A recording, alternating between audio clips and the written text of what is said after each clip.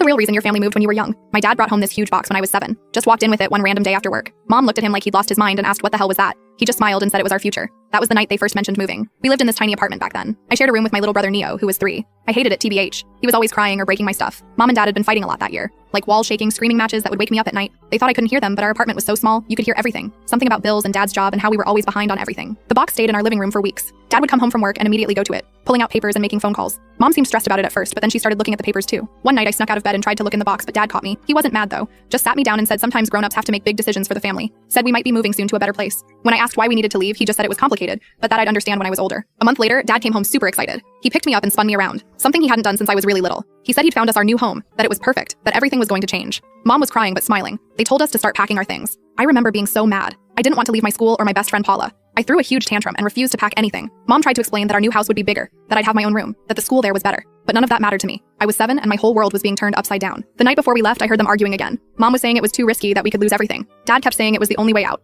that we'd never get another chance like this. I didn't understand what they meant, but it scared me. We moved 3 towns over. The new house was bigger like Mom promised, with a yard and everything. Dad seemed different there. He was always on his phone, always leaving for meetings at weird hours. Mom seemed on edge all the time. She started checking the doors and windows every night before bed, something she never did before. A few months after we moved, these men started coming to our house. They'd arrive in expensive cars, and Dad would take them to the basement. Mom would make Neo and me go to our rooms until they left. I'd try to listen at the air vent, but could never hear much. At school, I made new friends eventually. This girl, Alora, lived down the street, and we'd walk to school together. Her dad knew my dad somehow. One day she asked me if my dad was rich now too. I didn't know what to say back. We had a bigger house, but Mom still shopped at discount stores and counted pennies at the grocery checkout. Things got weirder as time went on. Dad installed security cameras all around the house. He bought a safe for their bedroom that needed a fingerprint to open. Strange packages would arrive that he'd immediately take to the basement. And the men who visited started coming more often. One night I woke up to shouting. Not Mom and Dad fighting this time, but men's voices I didn't recognize. There was a crash and Mom came running into my room. Her face was white and she was shaking. She grabbed me and Neo, took us to the bathroom, locked the door and made us sit in the tub. She was crying silently, just tears streaming down her face as she held her finger to her lips. Eventually, Dad opened the door. His lip was bleeding and his shirt was torn. He hugged Mom for a long time, then picked up Neo who had fallen asleep. He wouldn't look at me directly. 2 weeks later, we moved again. Just packed up in the middle of the night and left.